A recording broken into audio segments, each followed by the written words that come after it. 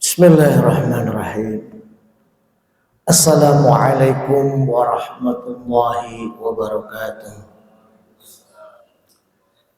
Para jamaah sekalian, sebelum kita mulai, mari kita niat i'tikaf terlebih dahulu. Bismillahirrahmanirrahim. Nawaitu i'tikafa fi hadzal masjid li talabil ilmi taqarruban ila Allah. Ashhadu an la ilaha illallah wa ashhadu anna Muhammadar Rasulullah. Ashhadu an la ilaha illallah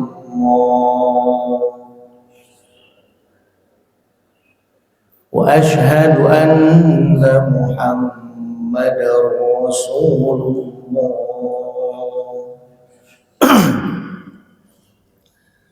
Raditu billahi rabba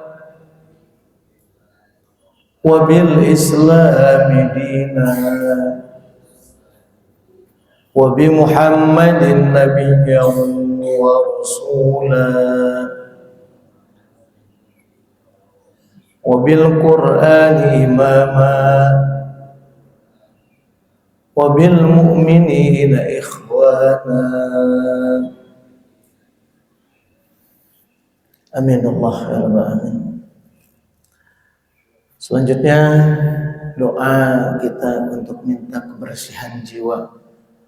Allahumma ati nafsi taqwaha wa zakkiha fa innaka khairu man zakkaha anta waliyaha wa maulaha. Allahumma inni a'udzubika min ilmin la yanfa'u wa min amalin la yuqbalu wa min qalbin la yakhsha'u wa min nafsin la tasba'u wa min da'watin la yustajabu lah. Amin. Allah hadiah wa lakum salih barakatuh ummil Quran syai'un lillahi al-Fatihah. A'udzu billahi minasy syaithanir rajim. Bismillahir rahim. Alhamdulillahi rabbil alamin arrahmanir rahim maliki yaumiddin. Iyyaka na'budu wa iyyaka nasta'in. Ihdinas siratal mustaqim. Shiratal ladzina an'amta 'alaihim ghairil maghdubi 'alaihim waladdallin. Amin. Ahlan wa sahlan Pak Haji. Ya, kita ketemu lagi.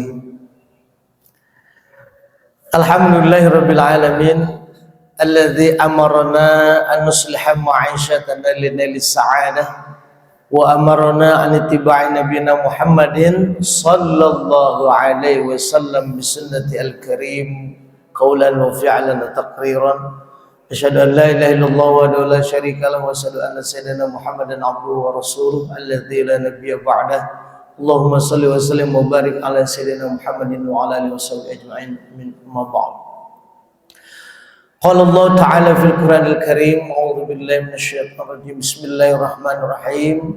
qad aflaha man tazakka wa dzakara isma rabbih fasalla. Al-ayah. Sadaqallahu. Al-mukarramun, para asatid wa asatidah, para hujjaj, pengurus DKM, ketua DKM, dan para jamaah, ibu-ibu, bapak-bapak, adik-adikku tercinta. Mari kita sama-sama bersyukur yang terdalam di pagi hari ini. Allah memberikan rizki spiritual kepada kita semuanya. Kita bisa kumpul pengajian, setelahnya kita melaksanakan berjamaah sholat subuh. Mudah-mudahan apa yang kita laksanakan ini mendapatkan ridho dari Allah Subhanahu wa Ta'ala, dan juga salah satu dari ilajul qalbi, perawatan hati kita. Karena kita sholat berarti menyerap energinya Allah, mencari sumber bahagia, mencari sumber cinta, yaitu Allah Subhanahu wa Ta'ala Al-Wadud. Mudah-mudahan Allah tetapkan istiqomah dalam hati kita, dan kita akan selamat dunia dan akhirat. Amin ya Allah ya Rabbal alamin. Shalawat dan salam teriring cinta kepada kanjeng Nabi Muhammad sallallahu alaihi wasallam. Allahumma shalli wa sallim wa barik alaihi. Di bulan Maulid ini kita merasakan getaran yang lebih dahsyat, ya. Maulidin Nabi sallallahu alaihi wasallam. Semoga kelak kita mendapatkan syafaatul uzma pada saat kita, ya Allah, sedang butuhnya. Maka doanya itu ada doa tawaf. Allahumma auzillana tahta zilli arsyik yauma la zilla illa zilluh wa la baqiya illa wajhuh. Mari sama-sama, ya. Allahumma auzillana tahta zilli arsyik yauma la zilla illa zilluh.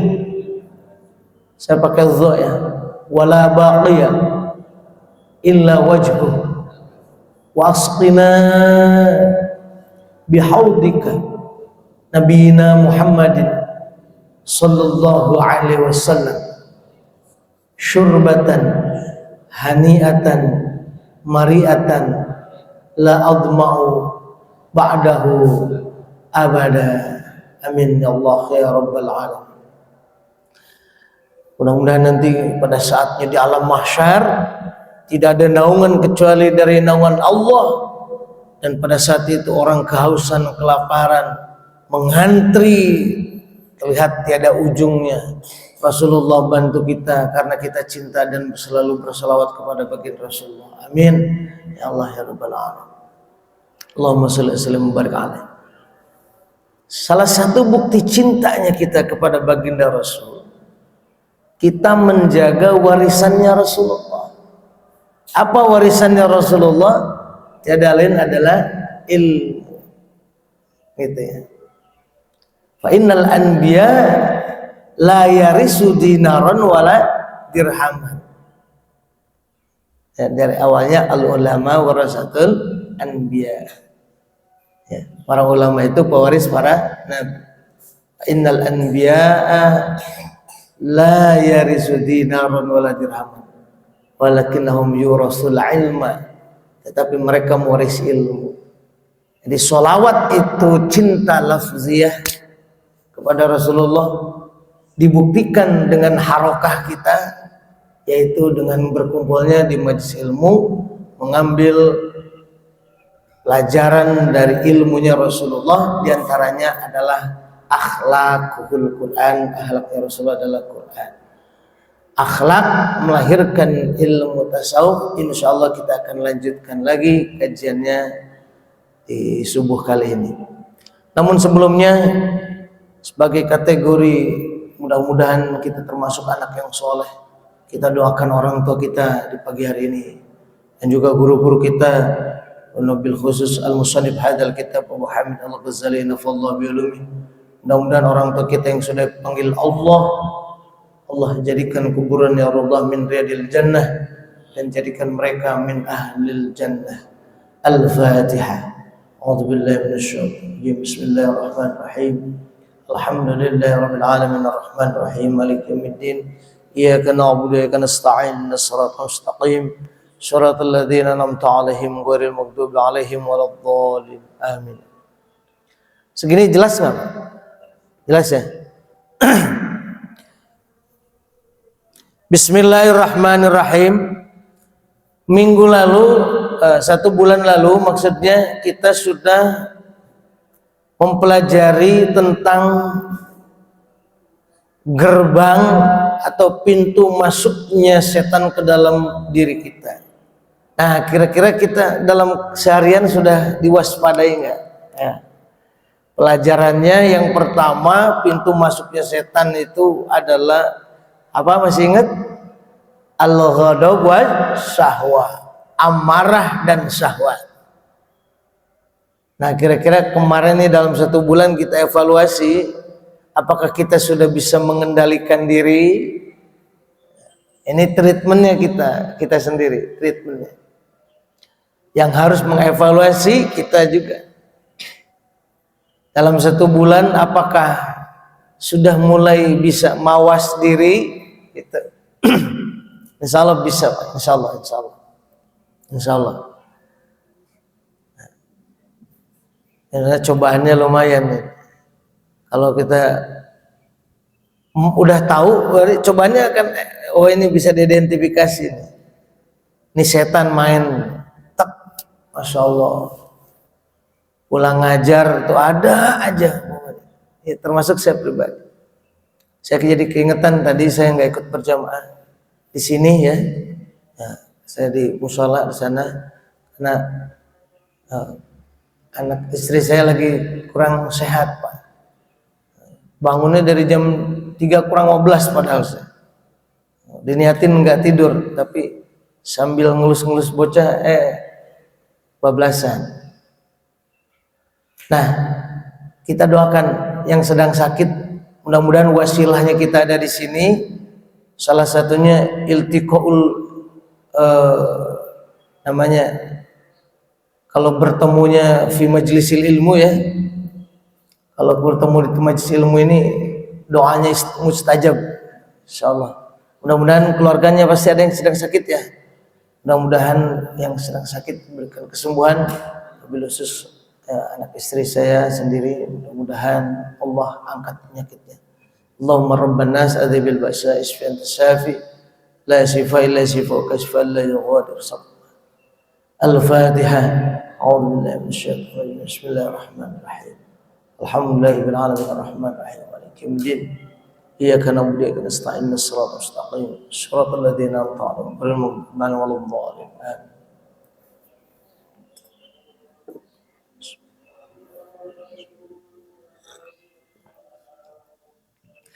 Wa min abwabihi al-azim, dan diantara pintu yang besar yang bisa mudah masuknya setan ke dalam diri kita adalah al-hasad wal haras. Hasud, iri dengki, dan al-haras, ambisi. Kalau iri itu, Pak, nggak seneng ada rezeki orang, ya, nggak seneng orang lain dapat rezeki. Kalau dengki itu, bagaimana rezeki yang ada pada orang lain itu hancur, lenyap, musnah, dan bahagia ketika itu hilang. Atau kalau kata agama SMS, senang melihat orang lain susah, susah melihat orang lain senang. Itu agim ya, subhanallah. Jadi kalau iri mah sekedar nggak demen, dia dapat promosi, dapat bonus, nggak suka, atau berlimpahnya aset, nggak suka. Tapi kalau dengki itu lebih parah, makanya iri dengki. Tapi kalau di dalam bahasa Arab itu al-hasad, ada lagi al-haqdu. Itu memang nggak suka aja. Begitu orang lain lagi kena musibah, girang. mampus lo. Nah itu ngeri itu. Ini penyakit hati ya, yang bisa menghancurkan apa? Menghancurkan amal. Munculnya dari mana? Sebagaimana ayat Al-Quran di dalam surah Ar-Hujurat, Allah berfirman, A'udzubillahi minasyaitonirrajim, Bismillahirrahmanirrahim.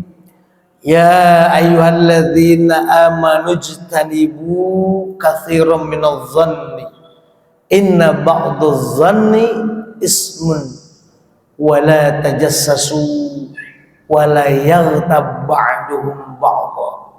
Awalnya di situ. Awal utamanya adalah suudzon. Jadi pintu permasalahan utamanya apa? Suudzon.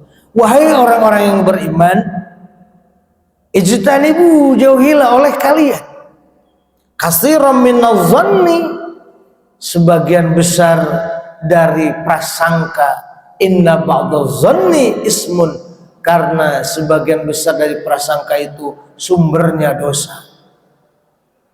Wala tajassasu, dan jangan kalian saling mencari kesalahan, tajassus. Manusia mah Pak, jangankan pakai CCTV, nggak dicari aja kesalahannya banyak. Karena manusia memang tempatnya salah, al-insan mahalul khatawat isya. Maka bagaimana penjelasannya? Famuhimman kanal abdu harisan ala kulli syai'in, bila mana seorang hamba itu ambisi akan sesuatu, a'mahu harsuhu asammah, maka ambisinya itu akan membutakannya dan menjadikan dia itu tuli. Kalau orang udah ambisi, bodoh amat, udah gelap mata, gelap hati. Ini mah gelap mata, tuli telinga. Idza qala sallallahu alaihi wasallam, hubbuka li syai'in yu'amma wa yasum. Cintanya engkau kepada sesuatu, maka itu akan membutakan mata dan menutup telinga. Love is blind. Ya. Love is blind.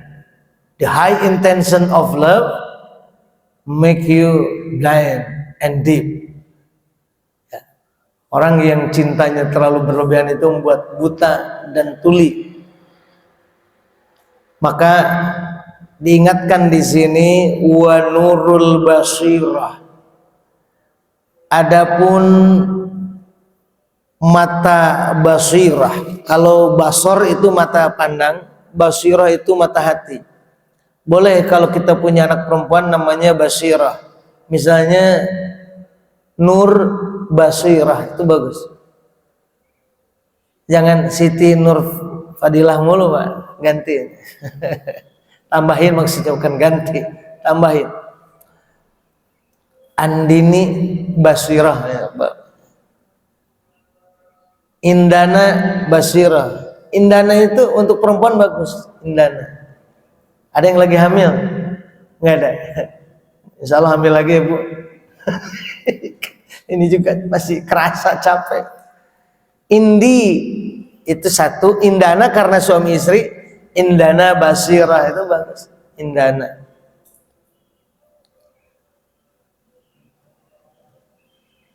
Lalu wa nurul basirah wa alladhi ya'rifu mudakhilus syaitan. Mata batin inilah yang tahu kapan kita ini dipengaruhi setan, kapan kita ini sedang normal. Hati kita tahu, ini bukan gua ini bukan aneh ini. Fa idza ghadahu al-hasad, ghadahu al-hasad. Kalau dengki sudah berkecamuk atau sudah merasuki dalam hati, wal harasu dan ambisi, lam yubsir, maka sudah nggak bisa cerah lagi pandangan. Fahina idzin yajidu syaitanu firsatan. Kalau sudah ya, masuk merangsek ke dalam hatinya kedengkian. Firsatan, yajidu syaitanu, maka setan menemui, menjadikan dirinya atau kedengkian dan ambisinya itu sebagai kendalinya, sebagai setirnya. Semalam film G30 SPKI, ya, awalnya mereka itu karena dengki, ngelihat tidak senang orang lain berkuasa, dan ambisi sehingga menghabisi 7 jenderal. Itu ambisi dengki itu semalam itu. Masih ada yang nonton Bapak? Gak ada ya? Ada di TV One sama di iNews TV. Saya nonton sendiri, serem Pak, keingetan lagi kecil dulu. Nonton rame-rame. Nah itu kenapa? Karena dengki dan ambisi. Hidup atau mati. Wah, dilihatin ini nih, di zoom bibirnya doang, si untungnya itu. Waduh, masya Allah. Nggak ada yang nonton di sini. Nontonnya YouTube. Betul.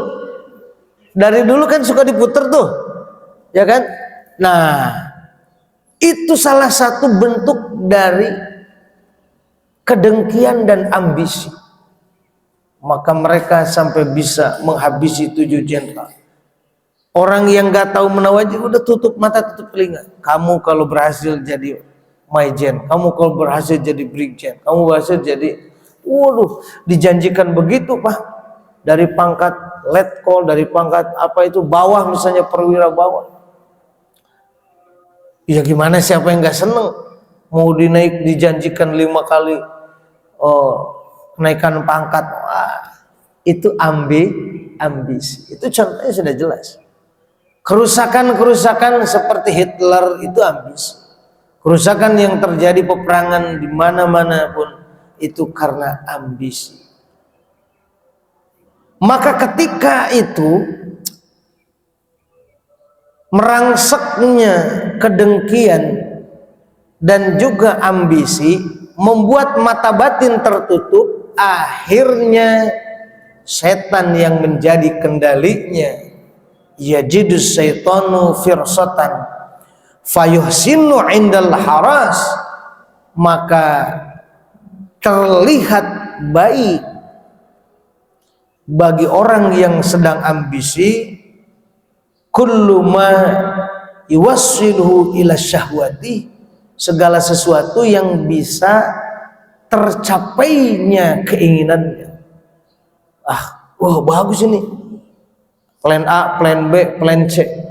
Waduh, kelihatannya bagus semua, aman, terkendali, mulus, terus aja begitu Pak. Padahal apa katanya? Wa in kana munkaron wa fakhisan, sekalipun metodenya, caranya itu mungkar dan juga keji. Gitu. Jelas ya? Iya. Jadi kalau orang kayak korupsi itu kekejian itu luar biasa. Kemungkaran lagi.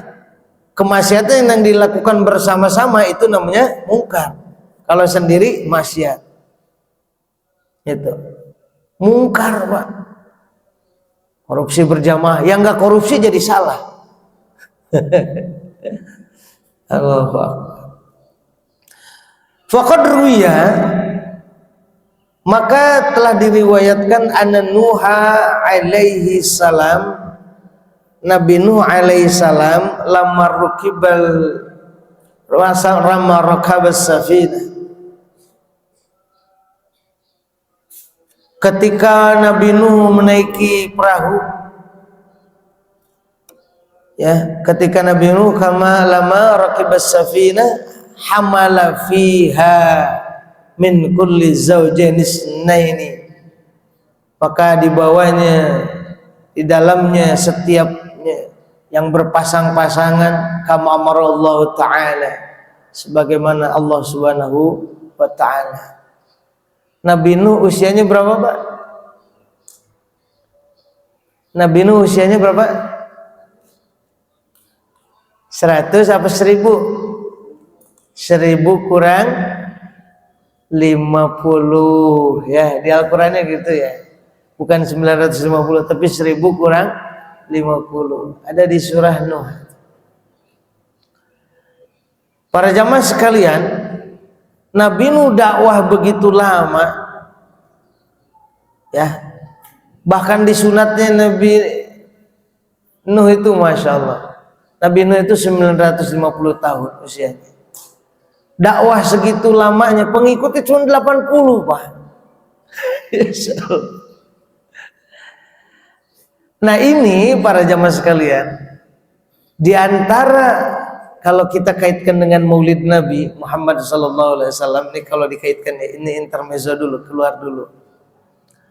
Inilah keunggulan Kangjeng Nabi Muhammad itu. Kalau Nabi Nuh itu untuk kaumnya saja, itu pun tantangannya luar biasa. Maka kalau Nabi Muhammad itu diutus untuk seluruh umat manusia. Dalam Al-Quran disebutkan wa ma arsalnaka mir rasulin illa bilisani qaum. Karena Rasulullah itu unggul, kenapa? Tidaklah aku mengutus seorang rasul dulu sebelummu Muhammad kecuali untuk sukunya, untuk bangsanya, bilisani kaum. Artinya kalau orang Jawa nabinya nabi Jawa, satu orang Jawa. Lisan Jawa kan satu. Lisan Sunda, lisan Padang. Nah, nabi-nabi itu seperti itu. Tapi kalau ke Nabi Muhammad, Pak, wa ma arsalnaka illa kafatan linnas basyiran wa nadhira. Tidaklah kami mengutusmu wahai Muhammad kecuali untuk kafatan linnas, seluruh umat manusia. Minal masyriq minal maghrib, minal masyriq ilal maghrib, dari timur ke barat, dari utara ke selatan. Itu siapa? Baginda Rasulullah Shallallahu Alaihi Wasallam. Makanya Rasulullah mah lebih berat lagi tantangannya. Nggak punya FB tapi followernya makin banyak. Kenapa? Hatinya tulus bersih, Pak. Sampai bisa melahirkan seperti ini nih. Ilmu-ilmu seperti ini mengambil dari karakternya Rasulullah, bersih jiwanya. Ya, udah pernah dengar Pak yang tentang orang yang masuk Islam ketika dia menulis buku tentang anti-Islam? Pernah dengar ya? Ya. I was a Muslim when I'm writing the book anti-Islam. Aku menjadi Muslim itu ketika menulis buku anti-Islam. Ini orang Belanda, seorang yang anggota dewan di Belanda, punya ormas di sana. Ormasnya itu ormas anti-Islam. Kenapa beliau ini bisa masuk Islam padahal sedang nulis buku? Jadi ketika dia lelah Pak. Itu. Ketika dia lelah, para bapak boleh lihat selengkapnya di YouTube nanti kisahnya itu ya. Maka yang dia lihat itu dia bekerjanya di perpustakaan. Wah, buku tuh acak-acakan. Jadi di situ dia membaca sebuah sejarah yang menyatakan bahwa pada saat idza jaa nasrullahi wal fath, tentang idza jaa nasrullah. Jadi ketika dia lelah, dia ambil Al-Qur'an, dia buka tentang surah alam nasr idza jaa nasrullah al-insyirah.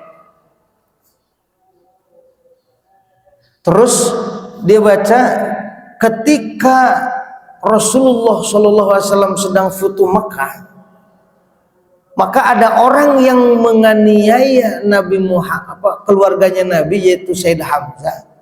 Kok bisa diampuni? Padahal Sayyid Hamzah itu adalah orang yang memproteksi Rasulullah, protektornya Rasulullah, bodyguardnya Rasulullah. asadullah disebutnya juga. Nah, mencabik-cabiknya, lalu dia kok bisa masuk Islam, betul ya Pak? Dan diampuni sama Nabi kesalahan. Kata si penulis ini, kalau dia bukan seorang Nabi, itu nggak mungkin. Kalau Muhammad bukan seorang Nabi, itu nggak mungkin punya karakter yang sehebat itu, bisa mengampuni orang-orang yang telah berdosa. Itu jiwa bersih. Dari situ dia masuk Islam, dari sejarah. Nah, akhirnya nggak jadi itu buku anti Islam ya Pak. Jadi kampanyenya jadi mendukung Islam. Ya. Coba Ustaz cari di Google, namanya saya lupa itu. Nah, itu kehebatan hati Rasulullah itu kita pelajari di sini, sehingga kita ini bisa jadi perekat umat.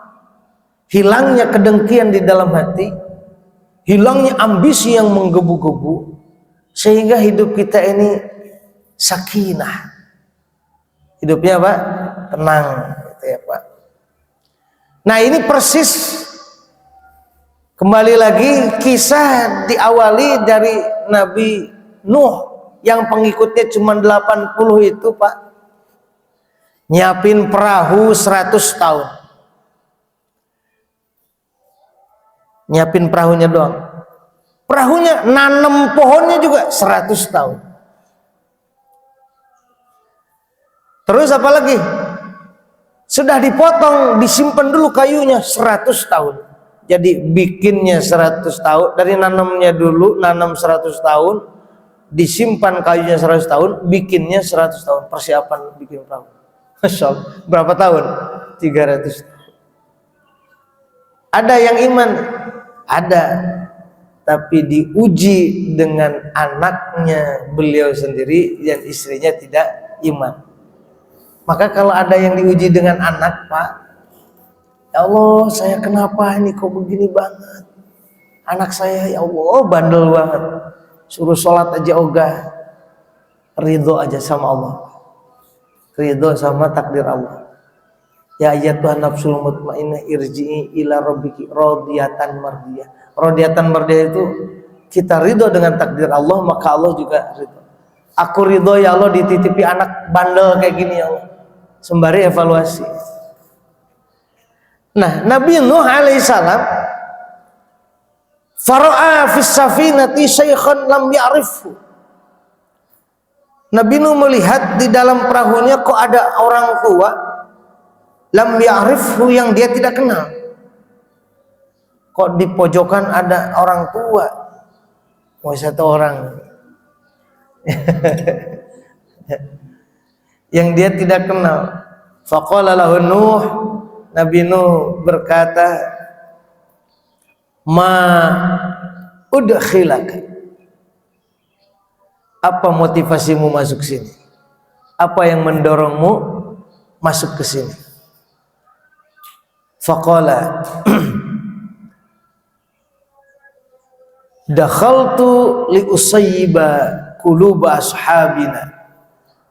Aku masuk ke sini itu untuk la usayyiba, untuk menguji. Untuk menguji apa? Untuk menguji hati sahabatmu, fatakuna qulubuhum ma'i wa abdanhum ma'ak. Aku masuk ke sini itu li usayyiba, untuk menguji hati kaummu atau pengikutmu ya Nuh, supaya badannya bersamamu, hatinya bersama aku. Waduh, faqala lahu Nuh, Nabi Nuh bersabda, ukhruj minha ya aduwallah fa innaka la'inun. Keluar kamu, katanya, musuh Allah, musuh orang-orang yang mengikuti Allah ya Pak. Nih maksudnya framingnya di kita itu musuh Allah itu musuh orang-orang yang mengikuti Allah, bukan dia bermusuhan dengan Allah, enggak. Ini enggak selevel, karena setan makhluk gitu di dalam akidah kita. Jadi disebut musuh Allah itu musuh bagi orang-orang yang ingin mendekat beribadah kepada Allah. Ukhruj, keluar. Wah, dia udah kok dikeluarin. Ternyata dia adalah adu Allah. Siapa adu Allah yang dilaknat? Iblis. Faqala lahu iblis, khamsun ahlaka bihinna. Ada 5 hal yang manusia rusak dengannya. Wa sa'uhadditsuka minhunna bisalasin. Aku akan menyampaikan 3 dari yang 5 itu. Wala ukhrisaka bisnatain. Tapi tidak akan aku sampaikan 2 lagi. Cukup 3 aja aku kasih tahu sama kamu. Mau nggak katanya? Kata si aki-aki tadi. Fa wahyallahu ta'ala, maka Allah mewahyukan ila Nuh, kepada Nabi Nuh, Allah hajata laka bisalas. Engkau tidak ada keperluan dengan yang 3, nggak butuh. Falyuhadditsuka bil isnatain, minta kasih tahu apa yang 2 yang dia sembunyikan. Bilang Nuh, kata Allah, 5 itu yang dia sembunyikan 2 itu aja yang kamu minta, yang 3-nya nggak perlu. Baik kalau begitu. Faqala lahu Nuh, mal isnatan, apa yang 2 faktor tadi? Humma allatani la tukadzibani wa humma allati la tukhallifani bihima ahlakan nas al-harsu wal hasad. Wahai Nuh, yang 2 tadi tidak bisa dipungkiri, dan yang 2 tadi tidak ada perbedaan antara manusia dengan iblis, yaitu ketika mereka punya rasa hasud, rasa iri dengki, dan juga punya ambisi. Kenapa? Fal hasadu, adapun hasud, lu'intu, aku dilaknat, wa ju'iltu syaitanan rajiman, dan dijadikan aku syaitanan rajiman, setan yang terpenjara. Jadi dengan hasud aku dilaknat, dengan hasud juga aku dijadikan setan yang rajim. Wa ammal harasu, adapun dengan apa? Dengan ambisi, fa innahu ubiha ali adam al jannah kulluha illa syajarata fa usayyib hajati minhu bil haras. Jadi dengan ambisi itu aku dibolehkan li Adam, untuk Nabi Adam, al jannata kulluha, perkebunan semuanya, illa syajarah, kecuali 1 saja pohon yang dengannya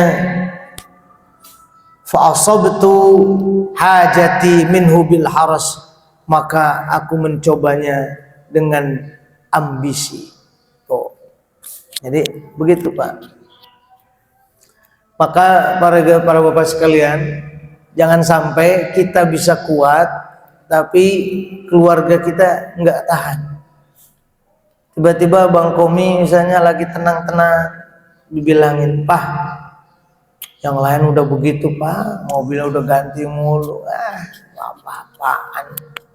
Misalnya nih contoh, tiba-tiba kita jadi defend Pak, ya dia mah begitu korupsi. Nah, dia mah begitu. Bukannya begini, syukurin aja. Karena hasud itu obatnya itu, penawarnya itu adalah syukur. Ya, hasud itu penawarnya apa? Syukur. Kalau ambisi, apa ambisi? Qanaah. Jadi masing-masing ada penawar. Kalau ambisi itu qanaah. Ojo ngoyo katanya. Kalau sekarang ingat gak Bu, Pak, ada kisah ceritanya seorang ulama ya. Dia itu tapi jualan. Jadi dia tuh Kalau bahasanya ajengan kalau di kampung mah ya, kiai kampung. Dia itu hari-hari, ini sebuah gambaran aja. Hari-hari dia jualan gerabah kalau bahasa kita, tapi dipikul. Jualan gerabah asal dia dapat buat 1 kilo beras, dia pulang buru-buru nungguin istrinya untuk dimasak. Jadi dia dagang gerabah, duitnya dipakai buat kebutuhan pokok. Dia pulang buru-buru nungguin istrinya. Kenapa? Biar keburu berjamaah zuhur. Gitu. Suatu ketika yang biasa begitu istrinya udah nunggu. Hari berikutnya dia jualan boro-boro 1 kilo beras. Ini belum nyampe. Bagaimana dia mau pulang sementara untuk beli kebutuhan pokok belum dapat. Akhirnya dia terpaksa sholatnya di pasar, berjamaah di pasar. Tumben-tumbenan Pak. Hari-hari dia biasanya selalu begitu kebiasaannya. Akhirnya dia harus terpaksa menunda dulu kepulangannya.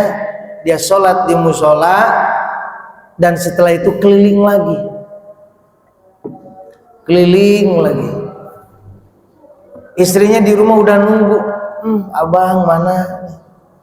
Oh jam segini belum pulang. Dalam kondisi perut lapar.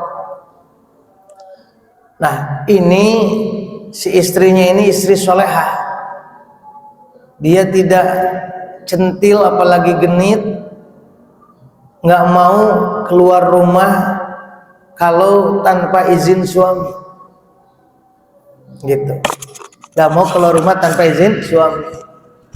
Padahal istrinya ini cantik banget. Maka pemuda-pemuda di situ berinisiatif. Kumpul pemuda-pemuda. Bang, mau tahu nggak lihat istrinya? Pengen ngobrol nggak sama istrinya? Namanya istrinya Pak Ajengan atau Pak Ustadz. Nah, dia kan biasanya pulang zuhur nih. Nah, kalau dia pulang zuhur, sekarang kebetulan dianya nggak pulang zuhur. Biasanya kalau pulang zuhur dia makan. Kalau dia nggak pulang, istrinya keadaan lapar. Nah, gimana kalau kita kumpul bareng, kita patungan beli makanan? Masa ia nggak mau keluar dia dikasih makanan? Akhirnya si pemuda-pemuda tadi berinisiatif beli makanan. Dia datang tuh ke rumahnya. Assalamualaikum teh. Assalamualaikum teteh gitu. Akhirnya nyahut dari dalam. Waalaikumsalam. Ada apa? Ini teh kami mau ngasih makanan katanya. Kita tahu kalau si Akang belum datang. Ya. Jadi Pak Ustadznya belum datang. Sebutlah Pak Ustadznya ini Pak Ustadz Ahmad. Ya udah kalau emang begitu simpen aja makanannya. Ada Ahmad di sini? Belum datang.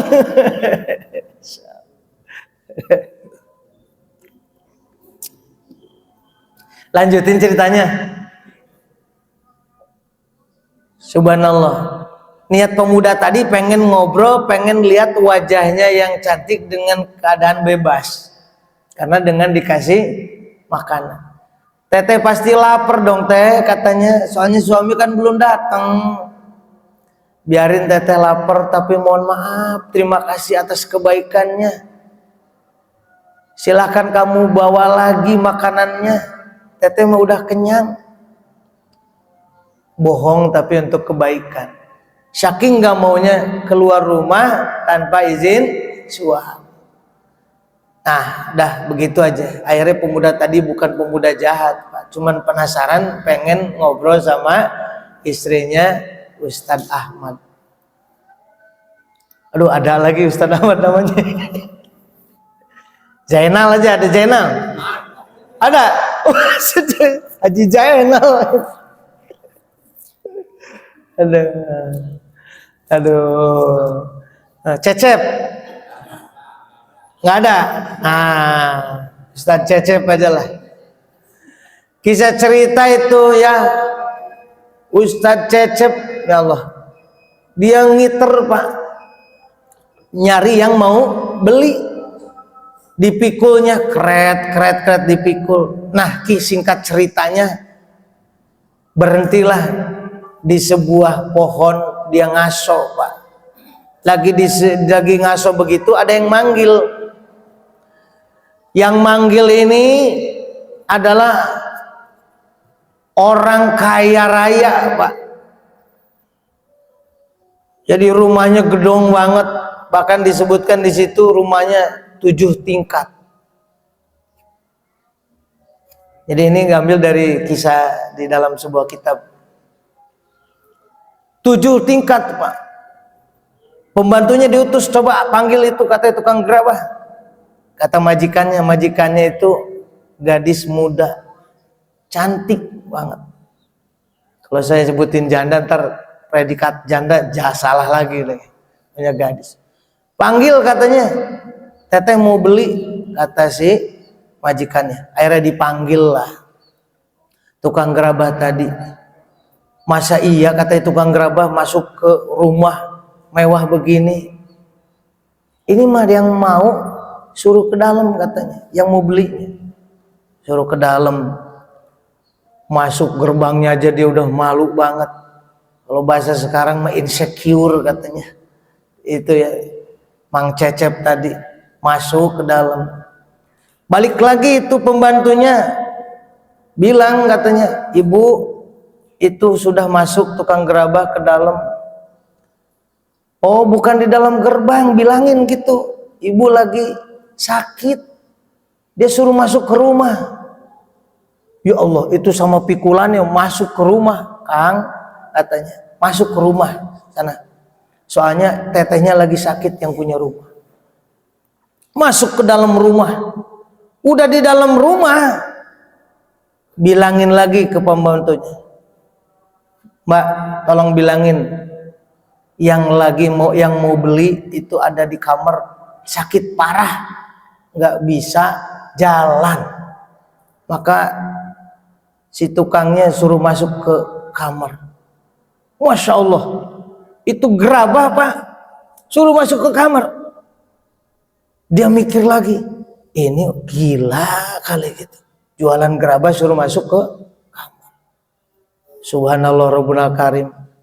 Ini para bapak sekalian, benar-benar ujian ini ya, ujiannya. Kalau enggak gimana, istri lagi nungguin. Kalau masuk ke kamar, masa iya jualan ada di kamar gitu. Jalan gerabah sampai ke kamar. Dia dengan polosnya, laki-laki soleh, ganteng Pak. Akhirnya kreket. Assalamualaikum, betul ibu yang mau beli gerabah? Iya. Katanya ibu sakit, betul. Jadi bagaimana? Udah masuk aja ke kamar. Gerabahnya Pak, malum kamar besar Pak, dimasukin ke kamar. Masya Allah, apa yang terjadi ketika masuk ke kamar?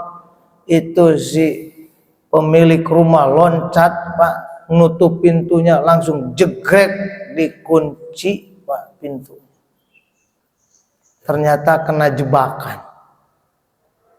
Dalam keadaan begitu Pak, mana orang kaya raya, rumahnya mewah banget. Subhanallah Rabbul Karim. Ini dalam godaan setan. Apa yang terjadi? Itu Ustadz Cecep Pak nunduk aja Pak, istighfar pada ya Allah, ujian apa ini yang sedang terjadi. Kira-kira kalau bapak-bapak bagaimana Pak pikirannya Pak? Jadi orang ke Ustadz Cecep dari dalam itu pengen buru-buru keluar. Nah kalau bapak-bapak gimana? Kalau nemu begitu, dari luar pengen ke dalam gimana caranya? Udah cantik sendiri lagi, butuh perhatian. Waduh, gawat. Apa yang terjadi Pak? Subhanallah, ini digoda antara ambisi untuk mendapatkan harta dengan ambisi untuk ya Katanya, ini berapa harganya? Diceritakan, misalnya kalau kita bilang 50.000, saya bayar 100.000. Semua barang yang ada di situ, para bapak sekalian, dilipat gandakan. Pokoknya luar biasa. Pada akhirnya berapa ini semuanya? Diborong sama teteh. Kata siapa? Anak muda tadi. Nah, setelah itu para bapak, singkat cerita, karena mau diborong semua, dia bilang, udah kalau memang sudah diborong, uangnya saya terima, mau pulang. Tar dulu, katanya. Subhanallah. Dia udah girang banget, Masya Allah, alhamdulillah, memang bisa beli lebih dari 1 kilo beras. Tapi para bapak, ini di situ godaannya bukan cuman sampai situ doang. Ternyata si perempuan kaya raya ini ingin menggoda lebih dari siapa? Dari ustadz ini. Bukan cuma menginginkan gerabahnya, tapi menginginkan sama tukang gerabahnya. Akhirnya cari cara orang ini, ustadz ini, untuk menolaknya. Dia masuk ke kamar mandi, izin dulu katanya, saya mau ke kamar mandi. Izin ke kamar mandi, bukannya untuk bebenah mandi, tapi dia ternyata cari celah gimana caranya untuk kabur. Akhirnya dia kabur, Pak, lewat Eternit, naik lantai 1 ke lantai 2, ternyata nggak ada celah untuk kabur. Lantai 3 sampai ke paling atas nggak ada celah kecuali untuk loncat. Akhirnya dengan terpaksa dia loncat dengan iman yang tangguh, untuk lebih baik saya hancur diri daripada harus masuk dalam kemaksiatan, daripada harus berlabuh di orang yang bukan muhrimnya gitu ya. Melukai Allah jauh lebih sakit daripada melukai diri, dia bilang begitu. Jadi nggak milih maksiat, Pak, tapi milih loncat lillahi ta'ala. Ternyata begitu loncat, Allah mengirimkan malaikat untuk menolongnya. Masya Allah, itu kayak orang lagi pakai paralayang, pakai parasut, turun. Maksudnya di sini dari cerita ini mengisahkan bahwa ketika kita tangguh dalam keimanan, ketika kita betul-betul untuk menjaga kehormatan diri, insya Allah Allah Subhanahu wa Ta'ala akan selalu hadir. Asma'u wa ara, Allah melihat dan juga Allah mendengar apa yang akan terjadi. Jadi walaupun orang biasa diperlihatkan dengan kondisi di mana dia harus berbuat maksiat, iman di situ dipertaruhkan. Kita pegawai biasa disuruh korupsi, ingat, iman kita dipertaruhkan.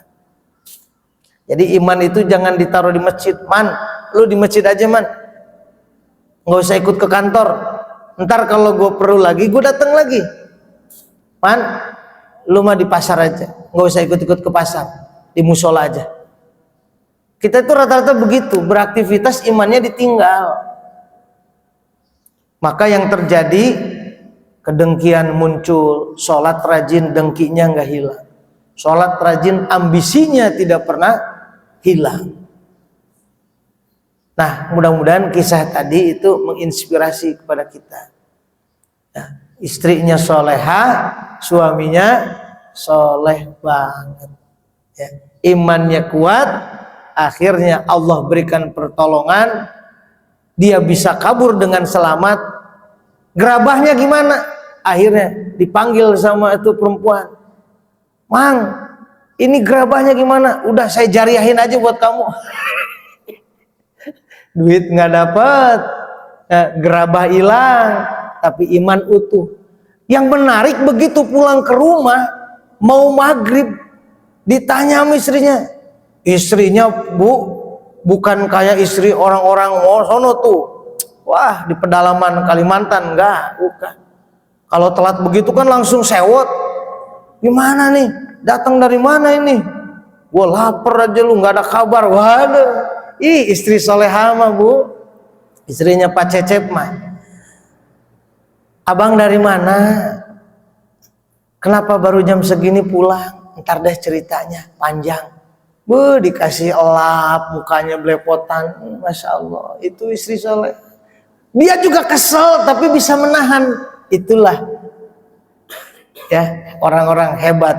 Jadi setan tidak menguasai dirinya, langsung ditutupin tuh jebret. Laki-laki kurang ajar, nggak tahu diri, tahu nih bininya lapar, bukannya ngasih tahu, ngasih informasi. Padahal sekarang udah punya HP ya bu, dulu mah nggak ada HP. Nah, jiwa-jiwa gitu masih ada nggak kira-kira yang bisa positive thinking ketika suami telat, bisa pertanyaan bukan ekspresi. Nah, saya ada tipsnya nih bu. Ya, ibu-ibu bapak, kalau kita mau marah, tahan dulu 11 detik. Udah mau marah nih, tahan 11 detik. Misalnya janjian, telat, tahan dulu 11 detik. Tuh, 2, 3, 4, 5. Insya Allah keluarnya pertanyaan. Tapi kalau nggak ditahan langsung jebret, telat mulu, udah nunggu lama nih, berasa berantem. Tapi kalau ditahan 11 detik, insya Allah ya, istighfar. Astagfirullah. Istighfar itu dari perut, astagfirullah. Relaksasi. Kalau masih bisa, tahan 40 detik. Maka bukan cuma pertanyaan, tapi kompensasi. Lebih tenang. Nah, karena Bapak telat, saya udah nunggu lama, jadi tolong traktirin kopi saya nih. Jadi nggak emosi lagi. Itu tipsnya secara psikologi kayak gitu. Nah, baik jamaah-jamaah sekalian, sebelum jam 6 mari kita kalau ada yang mau bertanya silakan. Allahu a'lam. Jadi topik kita dua ya, ambisi dan dengki yang harus dijauhi. Boleh ibu-ibu mau tanya bu? Boleh, silakan. Bapak-bapak.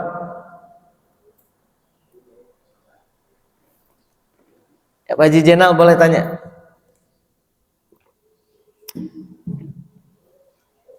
Assalamualaikum warahmatullahi wabarakatuh. Saya bukan hanya cuma saya pilih ketika Pak Ustaz satu di antara satu saudara dengan menahan kemarahan yang ditunda. Itu satu kedua namanya memang kalau orang mau marah sifat yang selalu bukan menahan doang tapi harus berpikir dengan sifat. Itu satu yang Betul betul. Kedua kalinya ini kebetulan saat Maulid peringatan kelahiran Nabi Yang namanya. yang saya ambil hubungannya apa? Jadi pendidikan apa? Apalagi seperti saya sudah buat kita paling enak mendengarkan tentang akhlak, kelakuan akhlak, dan itu di antaranya seperti tadi. Dan ketika ajaran pula yang asal diri dari kita ini saya ambil hikmah dari alhamdulillah saya bisa hadir di Alhamdulillah. Kesabaran, akhlak dan Menjauhi iri dengki. jadi itu alhamdulillah. Alhamdulillah. Saya di sini senantiasa mendapat bimbingan akhlak yang tentunya kita malam ini syafaat dan Nabi aku. Amin Allah.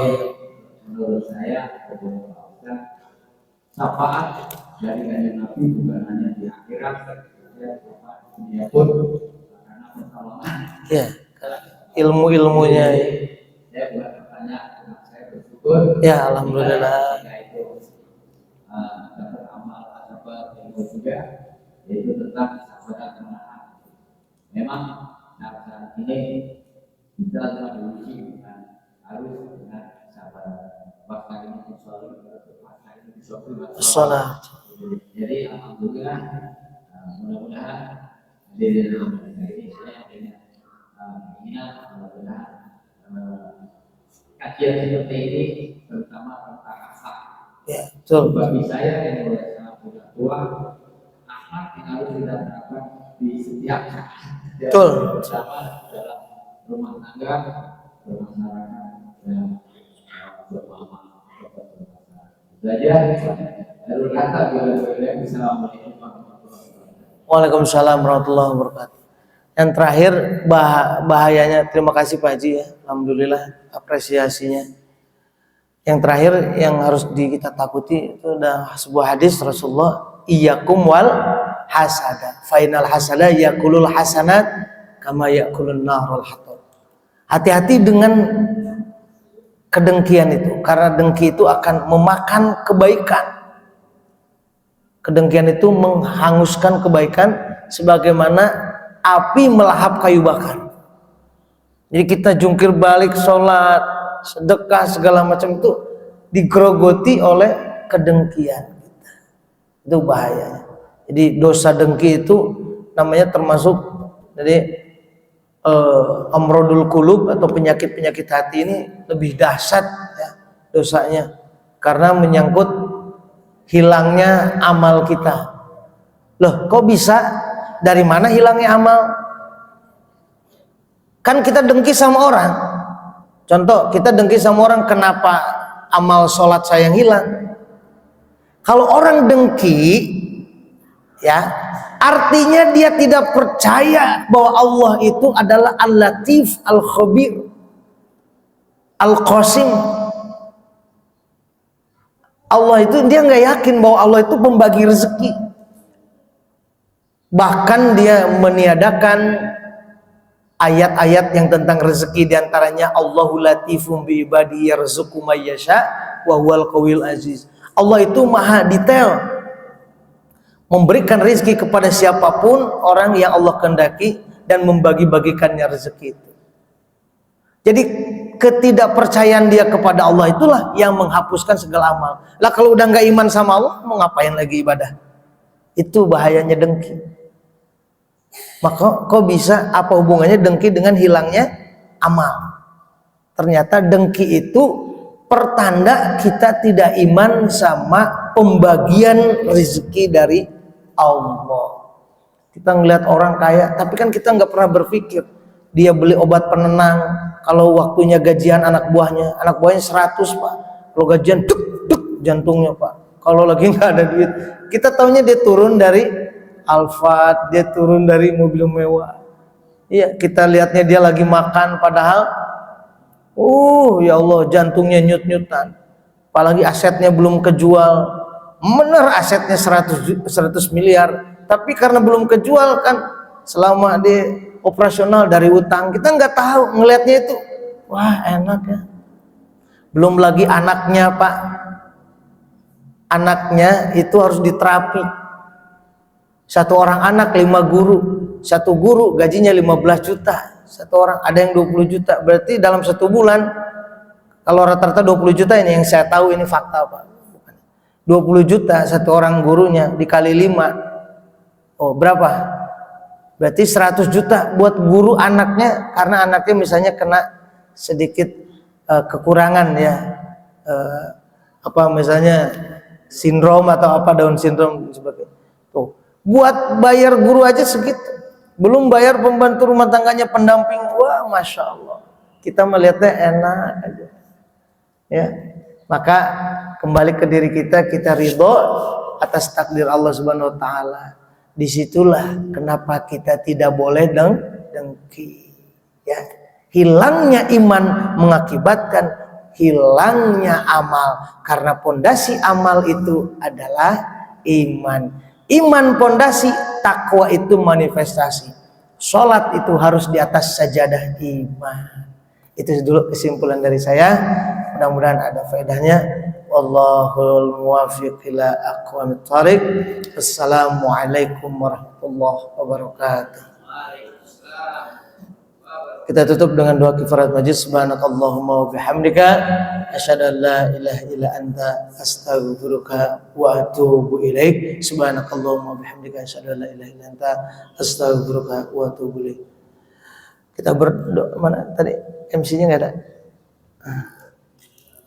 Oh gitu. Oh gitu ya. Ya. Mari kita lanjutkan dengan sholat sunat. Sallallahu ala Muhammad sallallahu alaihi